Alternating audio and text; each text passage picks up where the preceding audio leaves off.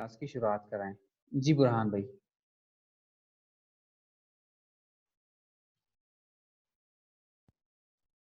بسم اللہ الرحمن الرحیم۔ السلام علیکم۔ وعلیکم السلام۔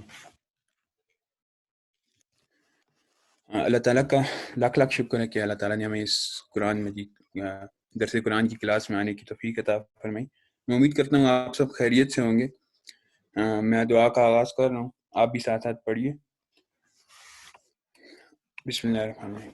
اللہم انی اسألک علما نافعا وعملا متقبلا وقلبا خاشعا۔ اے اللہ، ہمیں وہ علم حاصل کرنے کی توفیق عطا فرمائیے جو واقعی میں ہمارے لیے فائدہ مند ہو، اور ایسے عمل کرنے کی توفیق عطا فرمائیے جو آپ کو پسند آ جائے، اور اتنے اچھے علم اور عمل کے بعد ہمیں اترانے والا نہ بنائیے بلکہ عاجز اور خود سے ڈرنے والا بنائیے۔ آمین۔ آمین۔ جزاک اللہ برہان بھائی، اللہ تعالیٰ آپ کو بہت خوش رکھے۔ بس یہی دعا ہے ہماری ہمیشہ کے لیے کہ اللہ تعالیٰ ہمیں ایسے ہی علم عطا فرمائے اور ایسے ہی عمل کی توفیق عطا فرمائے۔ ہم الحمدللہ ایمانی صفات پڑھ رہے ہیں، مومن کی صفات پڑھ رہے ہیں، وہ صفات کہ جن کے بغیر ایک مومن کامل ایمان والا بھی نہیں ہو سکتا، وہ صفات کہ جن کے بغیر ایک مومن اپنے معاشرے میں ایک بہتر ایک قائدانہ کردار ادا نہیں کر سکتا، اور وہ صفات جن کے بغیر ایک مومن اس طرح کا مومن بن ہی نہیں سکتا جس طرح اللہ تعالیٰ چاہتے ہیں کہ وہ بن جائے۔ تو اللہ تعالیٰ ہمیں یہ صفات، ان صفات سے متصف فرمائیں۔ اور آج ہم انشاءاللہ ہم نے 5 صفات پڑھ لی ہیں تفصیل سے قرآن و حدیث کی روشنی میں۔ آج ہم اگلی صفت کے اوپر آ رہے ہیں جو ایک بہت ہی اہم اور بعض اوقات بہت ہی مس انڈرسٹوڈ ایک صفت ہے، توکل۔ آج ہم توکل پہ بات کریں گے، کہ بلکہ ہم آج اور کل دونوں دن توکل پہ بات کریں گے کہ توکل کیا ہے اور توکل کیا نہیں ہے، اور ہمارے ہاں کچھ مس انڈرسٹینڈنگ اس حوالے سے کیا ہے، اور قرآن و حدیث میں اس حوالے سے کیا رہنمائی ہے، اور توکل کی اقسام کون کون سی ہے، اس کی شکلیں کون کون سی ہیں۔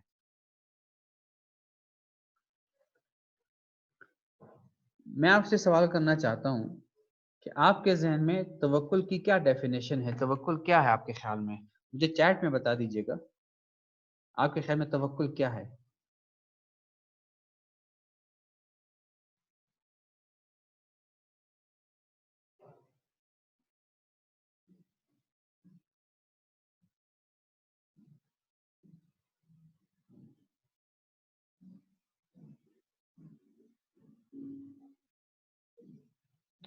اللہ پاک پر بھروسہ، ٹھیک ہے۔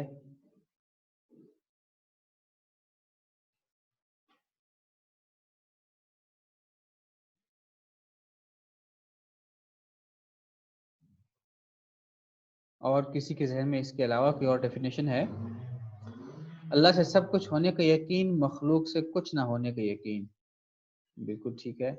اللہ پر پختہ ایمان، اسباب اختیار، کسی کام کو اللہ کا نام سے کرنا، ٹھیک ہے، بلال بالکل زبردست بات کی آپ نے۔ اللہ پر بھروسہ اور اچھے تقوی رکھنا، اچھا توقع رکھنا، بالکل ٹھیک ہے۔ اللہ پاک کے فیصلوں کے آگے سب تسلیم خم کرنا، بالکل ٹھیک ہے۔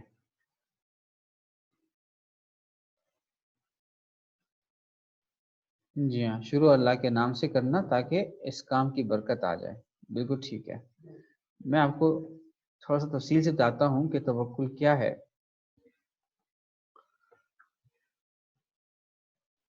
دیکھیں، توکل عربی کا لفظ ہے، یہ وکلا وکول سے ہے، اس سے نکلا ہوا ہے۔ اس کا معنی ہے کہ سپرد کر دینا یا کسی کے بھروسے سے کام چھوڑ دینا، یہ اس کا لفظی معنی ہے۔ اس کا لغت کا معنی ہے، ڈکشنری میں اس کی میننگ یہ ہے، اور اسی لفظ سے توکل نکلا ہے۔ لفظی معنی بھروسے کرنے، یعنی اپنے عجز و بیچارگی کو ظاہر کرنے اور دوسروں پر بھروسے اور اعتماد کرنے کے ہیں، یہ اس کا لفظی معنی ہے، توکل کا لفظی معنی۔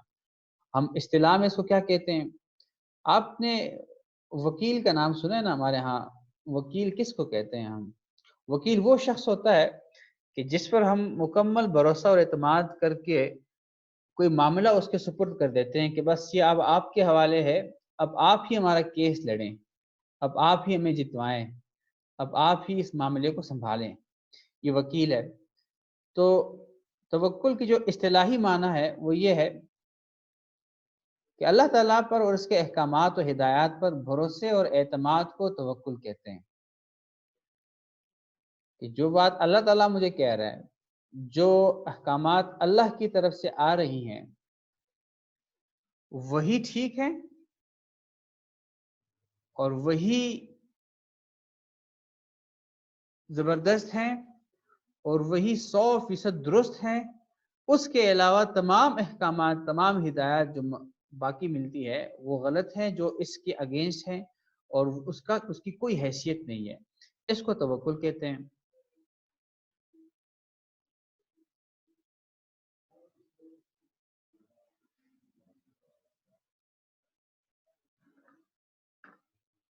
تو اللہ تعالیٰ کو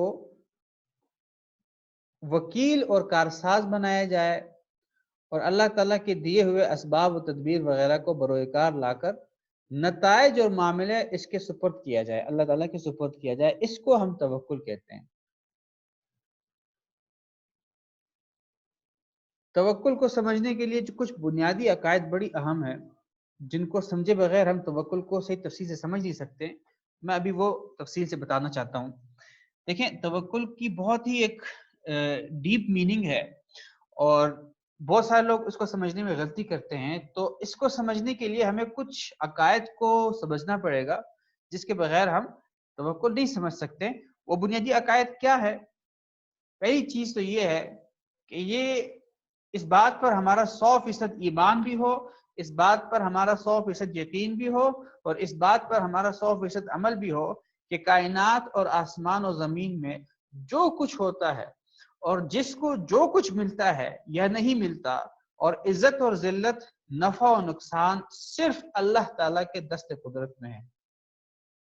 نہ کوئی انسان کسی دوسری انسان کو نفع دے سکتا ہے، نہ نقصان دے سکتا ہے، نہ عزت دے سکتا ہے، نہ ذلیل کر سکتا ہے۔ جو کچھ ہوتا ہے وہ اللہ تعالیٰ کے دست قدرت میں ہے، اللہ تعالیٰ کی منشا کے مطابق ہوتا ہے۔ یہ پہلی چیز ہے۔ دوسری چیز یہ ہے کہ یہ سب کچھ براہ راست اللہ تعالیٰ کے حکم اور فیصلے سے ہوتا ہے۔ یہ دوسرا بنیادی عقیدہ ہے۔ ظاہری اسباب کی حیثیت اس کے سوا کچھ نہیں کہ وہ نفع و نقصان، عزت و ذلت وغیرہ کے ہم تک پہنچانے کے لیے اللہ تعالیٰ ہی کے مقرر کردہ راستے ہیں۔ یہ ہمارا ایمان ہو کہ جو ظاہری اسباب ہے وہ خود کچھ بھی نہیں ہے، وہ صرف یہ اللہ تعالیٰ کی طرف سے جو نفع و نقصان پہنچتا ہے، جو عزت و ذلت پہنچتی ہے، یہ اللہ تعالیٰ ہی کے مقرر کردہ راستے کے ذریعے آتی ہے۔ یہ ہمارا عقیدہ ہو۔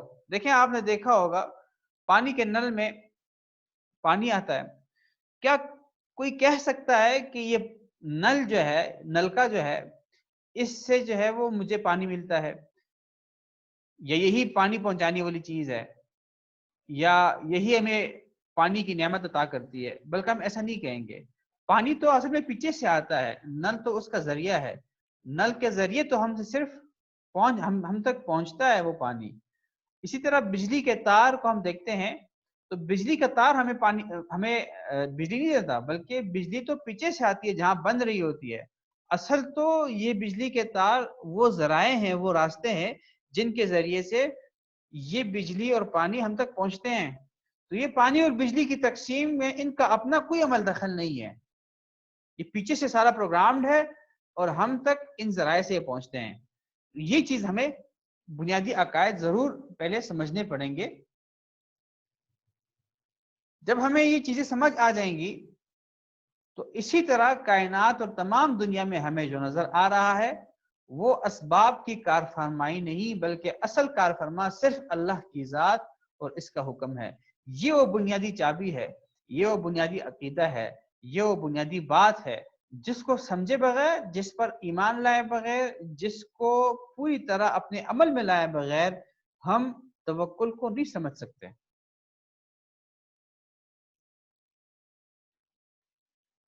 تو جس شخص پر یہ حقیقت کھل گئی، جس شخص کو یہ چابی مل گئی، تو اس پر وہ اپنے تمام معاملات، اپنے تمام کاموں میں صرف اللہ تعالیٰ کی ذات اور ہدایات پر اعتماد کرے گا.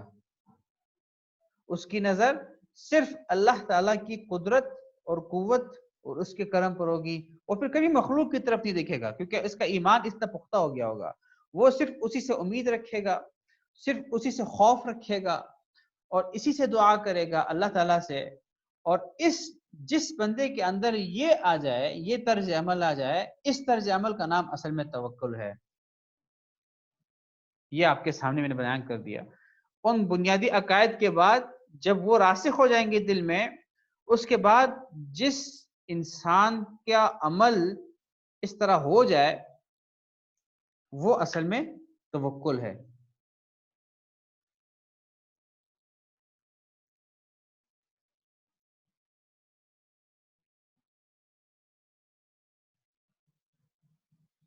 میری آواز سب کو آ رہی ہے؟ کیا میری آواز سب کو آ رہی ہے؟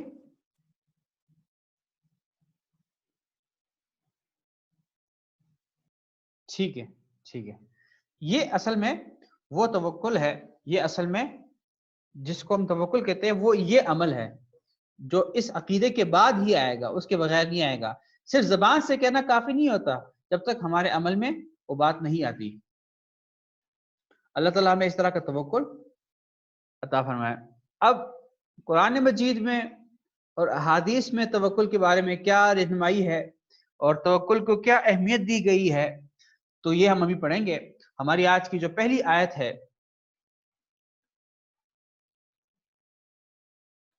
سورہ المائدہ کی آیت نمبر 23، جس میں اللہ تعالیٰ نے توکل کو ایمان اور اسلام کے لیے شرط قرار دیا ہے کہ اس کے بغیر تو تمہارا ایمان اور اسلام ہی مکمل نہیں ہے.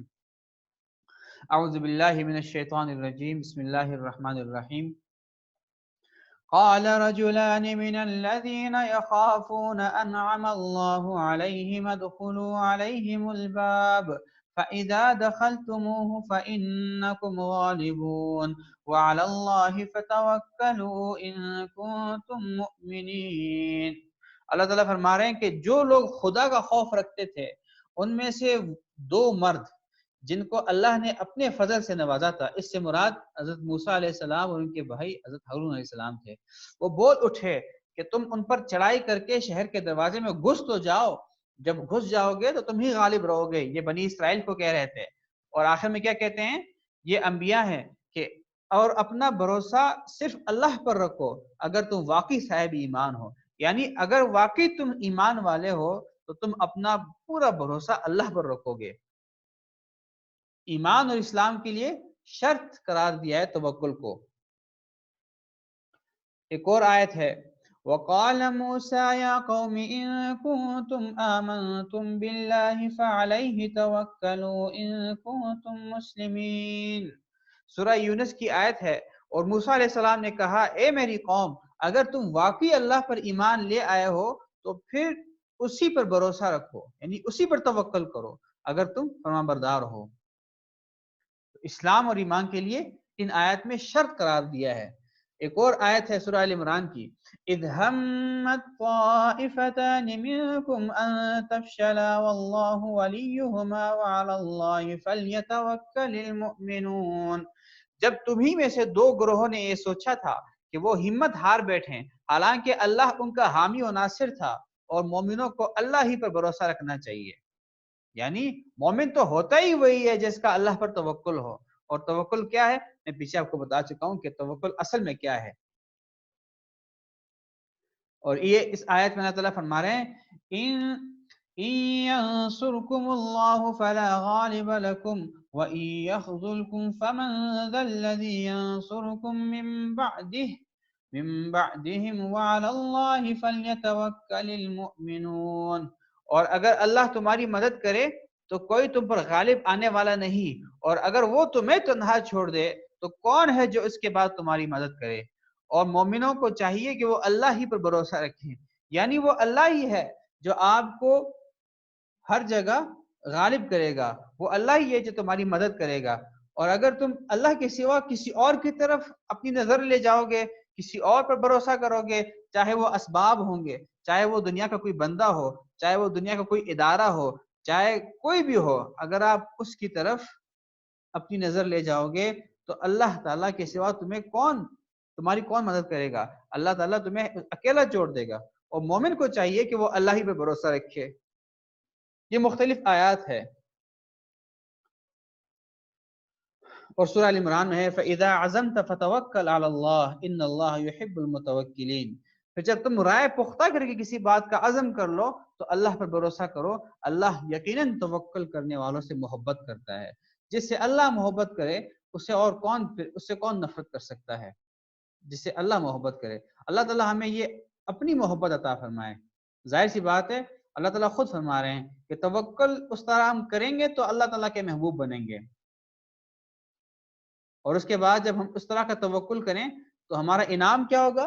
جو متوکل کرتے ہیں وَمَن يَتَّقِ اللَّهَ يَجْعَل لَّهُ مَخْرَجًا وَيَرْزُقْهُ مِنْ حَيْثُ لَا يَحْتَسِبُ وَمَن يَتَوَكَّلْ عَلَى اللَّهِ فَهُوَ حَسْبُهُ إِنَّ اللَّهَ بَالِغُ أَمْرِهِ قَدْ جَعَلَ اللَّهُ لِكُلِّ شَيْءٍ قَدْرًا۔ اور جو کوئی اللہ سے ڈرے گا اللہ اس کے لیے مشکل سے نکلنے کا کوئی راستہ پیدا کر دے گا۔ یہ کتنی بڑی بات ہے۔ جو اللہ سے نکلے گا، جو اللہ سے ڈرے گا، اللہ تعالیٰ اس کی مشکلوں کو ایسا آسان کرے گا اور اسے ایسی جگہ سے رزق عطا کرے گا جہاں سے اسے گمان بھی نہیں ہوگا۔ یہ اللہ کہہ رہا ہے، یہاں رزق سے مراد رزق بھی ہے، رزق سے مراد مسائل کا حل بھی ہے۔ کہ جو اللہ سے ڈرے گا، اللہ سے ڈرنے کی مراد یہاں پہ یہ ہے، یہاں پہ تقوی جو لفظ اختیار کیا گیا، انشاءاللہ ہم تقوی کے بارے میں تفصیل سے پڑھیں گے کہ جو اللہ تعالیٰ چاہتا ہے جو وہی کرے، جو بندہ وہ کام کرے جو اللہ تعالیٰ اس کو چاہتا ہے کہ وہ کرے، اور ان کاموں سے رک جائے جس سے اللہ تعالیٰ چاہتا ہے کہ وہ رک جائے، پھر اللہ تعالیٰ اس کو مشکلات میں اس کے لیے راستہ نکالے گا اور ایسے ایسے اس کی مشکلات حل کرے گا کہ اس کے گمان بھی نہیں ہوگا کہ یار یہ کہاں سے میری مشکل حل ہوگی، چاہے وہ کسی بھی حوالے سے ہو۔ اور آگے فرما رہے ہیں اور جو کوئی اللہ پر توکل کرے تو اللہ اس کا کام بنانے کے لیے کافی ہے۔ یقین رکھو کہ اللہ اپنا کام پورا کر کے رہتا ہے، البتہ اللہ نے ہر چیز کا ایک اندازہ مقرر کر رکھا ہے۔ یہاں یہ آخری آیت کو ذرا سمجھنے کی کوشش کریں کہ یہ یقین رکھو کہ تم اللہ پر جو بہترین توکل کر رہے ہو اللہ تعالیٰ تمہارا کام پورا کر کے رہے گا، اور اگر کسی حکمت کے تحت آپ کی وہ دعا قبول نہیں ہوتی یا آپ کو وہ چیز نہیں ملتی یا آپ کو کوئی اور بظاہر ناکامی ہوتی ہے کسی چیز میں، تو یہ جان لو کہ اللہ نے ہر چیز کا ایک اندازہ مقرر کر رکھا ہے۔ اللہ تعالیٰ کو پتہ ہے کہ آپ کو کیا چیز دینی ہے، کیا چیز نہیں دینی۔ اللہ تعالیٰ کو پتہ ہے کہ آپ پر کون سی آسانی لانی ہے یا آپ پر کوئی مشکل لانی ہے یا نہیں لانی۔ اللہ تعالیٰ کو سب پتہ ہے، اللہ تعالیٰ کا ہر چیز کے بارے میں ایک اندازہ مقرر ہے۔ توکل ہے یہی چیز کہ جو حال آپ کا ہو، آپ کے اوپر، آپ جو بھی حالات آپ پر آئیں، آپ کا 100% اللہ پر ایمان ہو، یہ بالکل اللہ کی طرف سے ہے اور اسی میں خیر ہے میری۔ ایک اور حدیث میں رسول اللہ صلی اللہ علیہ وسلم فرما رہے ہیں کہ اگر تم لوگ اللہ پر توکل یعنی بھروسہ کرو جیسا کہ اس پر توکل کرنے کا حق ہے تو تمہیں اسی طرح رزق ملے گا جیسا کہ پرندوں کو ملتا ہے کہ صبح وہ بھوکے نکلتے ہیں اور شام کو آسودہ واپس آتے ہیں۔ پرندے کو ٹینشن نہیں ہوتی ہے کہ اگلے دن کہاں سے ملے گا یا آج پتہ نہیں کچھ ملے گا یا نہیں ملے گا، وہ نکل جاتے ہیں اور پیٹ بھر کے واپس آ جاتے ہیں۔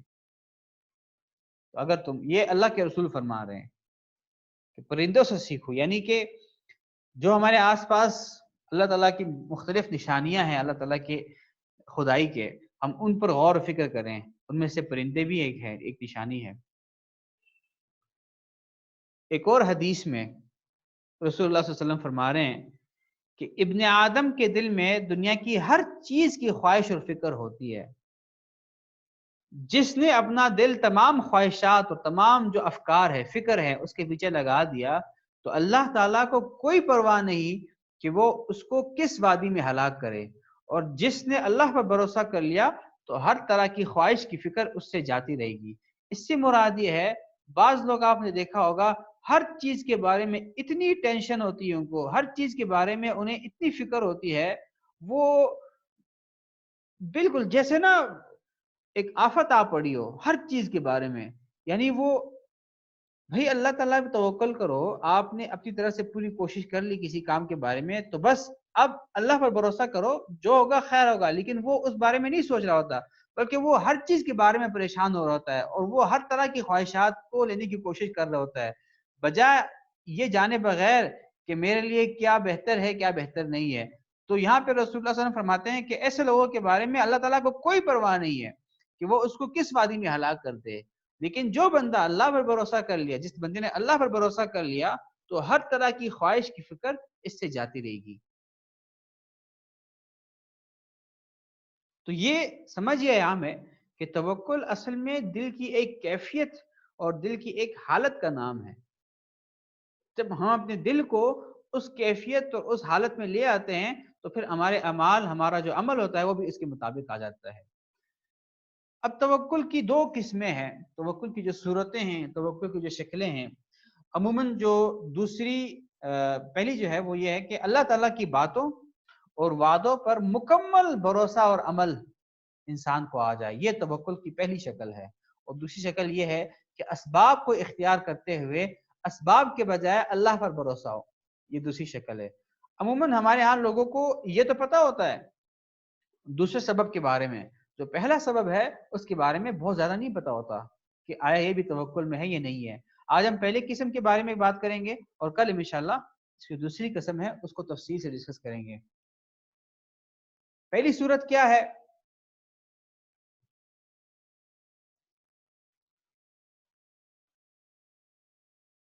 دیکھیں آپ نے دیکھا ہوگا کہ اگر کوئی حکمران یا کوئی ادارے کا بڑا یا کوئی بڑا شخص معاشرے میں جس کا کوئی بڑا کردار ہو، وہ اگر آپ سے کوئی وعدہ کریں کہ بھائی آپ کو میں فلان چیز دوں گا، بس آپ نے کچھ عرصے کے لیے جو ہے نا یہ مشقت برداشت کرنی ہے، تو ہمیں فوراً جو ہے وہ اس کے وعدے پر ایک اعتماد ہو جاتا ہے. کل کو اگر آرمی چیف کہے کہ بھائی آپ کو 10 سال بعد جو ہے گھر بھی ملے گا اور اتنا جو ہے مراعات ملے گی اور آپ کو پینشن ملے گا، یہ ملے گا، لیکن آپ کو یہ 5-10 سال آپ کو تھوڑی سی مشکلات جھیلنی پڑے گی، تو ہم میں سے ہر بندہ ان کے اس وعدے پر یقین کرتے ہوئے وہ ساری مشکلات جھیلیں گے. اسی طرح اگر کوئی ڈاکٹر جو ہے وہ ہمیں کہے کہ بھائی، اگر جس ڈاکٹر پہ ہمیں بھروسہ ہوتا ہے وہ ہمیں کہے کہ بھائی آپ نے یہ دوائی پینی ہے، اس سے آپ کو، دوائی تو کڑوی ہے، آپ کو تھوڑی مشکل ہوگی، لیکن اس سے آپ کو بعد میں بہت فائدہ ہوگا، اس سے آپ کی بیماری ختم ہو جائے گی، یا آپ اپنی پسندیدہ چیزوں کو چھوڑ دیں، پرہیز کریں، اور بعد میں جو ہے بعد میں آپ کے لیے آسانی ہو جائے گی. تو اگر ہمیں اس ڈاکٹر کی بات پہ بھروسہ ہوتا ہے تو ہم وہ کڑوی دوائی بھی پی لیتے ہیں اور وہ اچھی چیزیں بھی چھوڑ دیتے ہیں، پرہیز بھی شروع کر لیتے ہیں. کیوں؟ کیونکہ ہمیں اس ڈاکٹر کی اس بات پر بھروسہ ہوتا ہے کہ یار یہ جو بات کر رہے ہے ٹھیک کر رہا ہے، یا ہمیں اس حکمران یا اس بندے کے جو ہے وہ وعدے پر بھروسہ ہوتا ہے. بھائی اللہ تعالی کی ذات تو ہر طرح کے حکمران یا ہر طرح کے طبیب، ہر طرح کے ڈاکٹر سے بالاتر ہے. اللہ تعالیٰ کے وعدوں پر، اللہ تعالیٰ کی باتوں پر ہمیں کتنا بھروسہ ہے، یہ اصل میں ہمارے توکل کا پیمانہ ہے. کہ ہمیں اللہ تعالیٰ کی باتوں پر ہمیں کتنا بھروسہ ہے. اور اگر اللہ کی طرف سے ہمیں کوئی مشکل بھی آ جاتی ہے تو ہمیں اس پر بھروسہ ہوتا ہے کہ بھائی اگر یہ مشکل آئی ہے تو یہ اللہ کی طرف سے آئی ہے، کوئی مسئلہ نہیں، میں یہ مشکل جھیل لوں گا، میں یہ کڑوی دوا پی لوں گا، میں یہ جو چیزیں مجھے پسند آ رہی ہے، جن چیزوں کی مجھے خواہش ہو رہی ہے، میں ان چیزوں کو چھوڑ دوں گا، لیکن مجھے پتا ہے کہ اللہ تعالیٰ نے مجھ سے وعدہ کیا ہے کہ کچھ عرصے بعد مجھے ساری دنیا کی نعمتیں ملنے والی ہے. یہ توکل کی پہلی قسم ہے. تفصیل اس کی یہ ہے کہ صرف اللہ کی ذات بندے کو یہ یقین ہو جائے. توکل کی پہلی صورت یہ ہے کہ بندے کو یہ یقین ہو جائے کہ صرف اللہ کی ذات وہ واحد ہستی ہے جو لامحدود خزانوں کا مالک ہے. اس دنیا کے جتنے خزانے ہیں سارے اس اللہ کے قبضے قدرت میں ہے، اور اللہ تعالیٰ ہر چیز کے کرنے پر قادر ہے. وہ جو بھی وعدہ کرتا ہے وہ پورا ہو کر رہتا ہے، 100% پورا ہو کر رہتا ہے. جو نہ بھولتا ہے اور نہ دھوکہ کھاتا ہے، اور ہر طرح کی بیماریوں اور ان کے اسباب اور علاج کو جاننے والا ہے. جن لوگوں کو اس طرح اللہ تعالیٰ کی باتوں، اللہ تعالیٰ کی تعلیمات، اللہ تعالیٰ کی ہدایات اور وعدوں پر مکمل اعتماد اور بھروسہ ہوتا ہے، وہ دنیا کی وہ کیا کرتے ہیں؟ وہ دنیا کی ہر تکلیف، ہر مصیبت کو برداشت کر کے اللہ تعالیٰ کا حکم پورا کرتے ہیں. وہ یہ نہیں دیکھتے کہ یہ حکم مشکل ہے، سخت ہے. وہ کہتے ہیں جب اللہ کا حکم ہے تو مجھے اللہ کی بات پر 100% بھروسہ ہے، اور اب میں یہ کام کر کے رہوں گا، چاہے اس کے لیے مجھے جتنی مشکلات جھیلنی پڑے، چاہے اس کے لیے مجھے پورا دن بھوکا رہنا پڑے، میں روزہ رکھوں گا. یہ اللہ کا حکم ہے، اور مجھے پتا ہے کہ اس کا اجر بہت بڑا ہے. مجھے اللہ تعالیٰ کے وعدوں پر پورا بھروسہ ہے. یہ توکل ہے. پھر وہ لوگ انبیاء کرام، صحابہ کرام، اولیاء اللہ اور بہت سارے مسلمان اس کی مثال ہیں کہ پوری دنیا اور ہر طرح کی مشکلات اور تکالیف اور خطرات اور دھمکیاں ان کو اللہ تعالیٰ کا ایک حکم بھی چھوڑنے یا اس میں ترمیم کرنے پر راضی نہیں کر سکے. ہمیں تو توکل کی تو بہت ساری جو ہے وہ مثالیں اس وقت ہمارے معاشرے میں موجود ہیں، بہت سارے لوگوں میں موجود ہیں کہ چاہے دنیا یہاں سے وہاں ہو جائے، وہ کبھی بھی اللہ کا کوئی حکم نہیں چھوڑتے ہیں. تو پہلی صورت کا خلاصہ یہ ہوا کہ جن اعمال یا جن اخلاق اور جن چیزوں کے اختیار کرنے کا اللہ تعالیٰ نے حکم دیا ہے وہی برحق ہے، وہی کرنے کے کام ہے، اور انہی میں انسان کی خیر ہے. یہ یقین ہمارے دل میں پختہ ہو جائے تو یہ توکل کی پہلی صورت ہم اختیار کر لیں گے. اور جن بد اخلاقیوں اور جن چیزوں کو اللہ تعالیٰ نے حرام قرار دے کر ان سے منع فرمایا ہے، وہی چیزیں انسان کی دنیا اور آخرت میں تباہی کا سبب ہے. چاہے وہ دنیا میں جتنی پرکشش دکھ رہی ہیں، چاہے جتنے لوگ اس کو کر رہے ہیں، چاہے آدھی دنیا اس میں مبتلا ہے، جو اللہ تعالیٰ جب اللہ تعالیٰ نے کہہ دیا ہے کہ یہ چیز غلط ہے، یہ چیز حرام ہے، یہ چیز آپ نے نہیں کرنی، تو وہی غلط ہے، اور اس میں میری دنیا بھی اور میری آخرت دونوں کی تباہی ہے. یہ اس پہلی صورت کا خلاصہ ہے. توکل کی اس پہلی صورت کا خلاصہ ہے کہ ہمارے دل میں یہ یقین آ جائے، ہم یہ نہ کہیں کہ یار وہ تو پرانی باتیں تھیں، وہ تو رسول اللہ صلی اللہ علیہ وسلم اور صحابہ کے وقت کی باتیں تھیں، آج پتہ نہیں ہم کہاں اس پہ عمل کریں. یہ تو ہمارا ایمان خطرے میں پڑ سکتا ہے اس طرح کی باتیں کرنے کے بعد. وہ باتیں تو بہت پرانے ہیں، 1400 سال پہلے کی باتیں ہیں، آج کے لیے نہیں ہیں. قرآن مجید اللہ تعالیٰ نے تمام انسانیت کے لیے بھیجی ہے، قیامت تک آنے والے انسان کے لیے اس میں رہنمائی موجود ہے. یہی قرآن ہے. اس کا نہ کوئی حکم ختم ہوا ہے، نہ کوئی حکم جو ہے وہ آگے ختم ہوگا. جو اللہ تعالیٰ کا حکم ہے اس پر ہمارا 100% ایمان آ جائے، یہی توکل ہے. یہی توکل کی جو پہلی صورت ہے. اور آخر میں ہمیں ان دونوں کے بعد ان اچھے اعمال، اچھے اخلاق، اچھی چیزوں کے اختیار کرنے پر اللہ تعالیٰ کے جو وعدے ہیں، اور برے اخلاق اور بری چیزیں جن سے اللہ تعالیٰ نے منع فرمایا ہے ان کے کرنے پر جو وعیدیں ہیں ان پر ہمارا 100% یہ ایمان ہو کہ اللہ تعالیٰ کی ہر بات پوری ہو کر رہے گی، چاہے وہ جو بھی بندہ ہو اس کے سامنے اللہ تعالیٰ وہ بات پوری ہو کر رہے گی. اور اس کے متعلق کچھ آیات ہیں سورہ الاحزاب میں. اللہ تعالیٰ فرماتے ہیں یا ایہا النبی اتق اللہ ولا تطع الكافرین والمنافقین ان اللہ کان علیما حکیما واتبع ما یوحى الیک من ربک ان اللہ کان بما تعملون خبیرا وتوکل علی اللہ وَكَفَى بِاللَّهِ وَكِيلًا. اے نبی اللہ سے ڈرتے رہو اور کافروں اور منافقوں کا کہنا مت مانو، بے شک اللہ بہت علم والا، بڑا حکمت والا، اور تمہارے پروردگار کی طرف سے تم پر جو وحی بھیجی جا رہی ہے اس کی پیروی کرو. تم جو کچھ کرتے ہو اللہ یقینی طور پر اسے پوری طرح باخبر ہے، اور اللہ پر بھروسہ رکھو اور کام بنانے کے لیے اللہ کافی ہے. یعنی پروپیگنڈوں اور دھمکیوں کی قطعاً پرواہ نہ کرو. اگر کوئی آپ کو دھمکی دے رہا ہے، کوئی پروپیگنڈا کر رہا ہے آپ کے خلاف، تو کوئی پریشانی کی بات نہیں ہے. اگر آپ صحیح کام کر رہے ہو، اگر آپ اللہ کے احکام کی اطاعت کر رہے ہو اور آپ رسول اللہ صلی اللہ علیہ وسلم کی پیروی کر رہے ہو، تو آپ کو کسی 1% بھی پریشان ہونے کی ضرورت نہیں ہے. آپ کے لیے اللہ کافی ہے. وَكَفَى بِاللَّهِ وَكِيلًا، آپ کے اللہ کافی ہے. سورہ ہود میں اللہ تعالیٰ فرماتے ہیں وَقُلْ لِلَّذِينَ لَا يُؤْمِنُونَ اعْمَلُوا عَلَى مَكَانَتِكُمْ إِنَّا عَامِلُونَ وَانْتَظِرُوا إِنَّا مُنْتَظِرُونَ وَلِلَّهِ غَيْبُ السَّمَاوَاتِ وَالْأَرْضِ وَإِلَيْهِ يُرْجَعُ الْأَمْرُ كُلُّهُ فَاعْبُدْهُ وَتَوَكَّلْ عَلَيْهِ وَمَا رَبُّكَ بِغَافِلٍ عَمَّا تَعْمَلُونَ. یا اللہ تعالیٰ فرما رہے ہیں کہ جو منافقین ہیں یا جو اللہ تعالیٰ کے احکامات نہیں مانتے، جو ایمان نہیں لا رہے، ان سے کہو کہ تم اپنے موجودہ حالت پر عمل کیے جاؤ، جن کو تم صحیح سمجھتے ہو تم اس پر عمل کرو.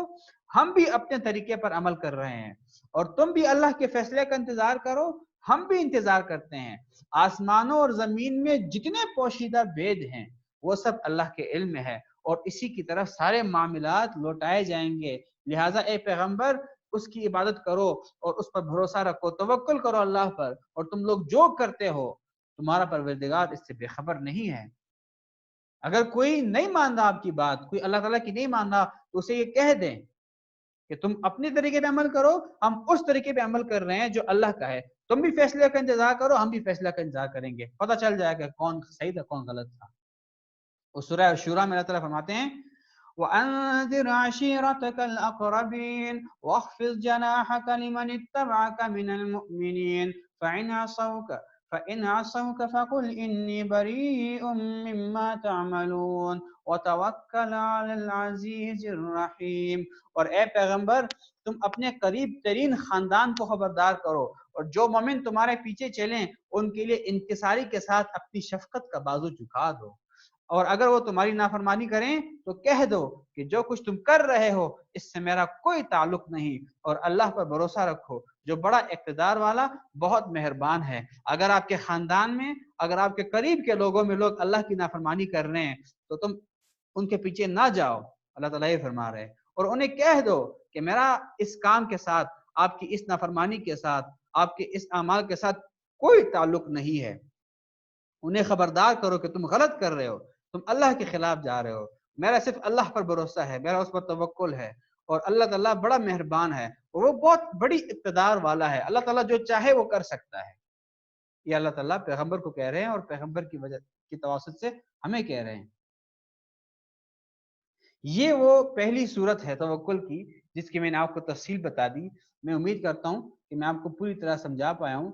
جو توکل کی دوسری صورت ہے وہ انشاءاللہ ہم کل اس کو ڈسکس کریں گے اور اس کو تفصیل سے پڑھیں گے کہ اس میں کیا تفصیلات ہیں، اور رسول اللہ صلی اللہ علیہ وسلم کی طرف سے اللہ تعالیٰ کے قرآن میں کیا رہنمائی موجود ہے. تو اس حوالے سے اگر آپ لوگوں کے ذہن میں کوئی سوال ہے تو ہمارا 1 منٹ 40 سیکنڈ رہتا ہے، تو آپ سوال کریں.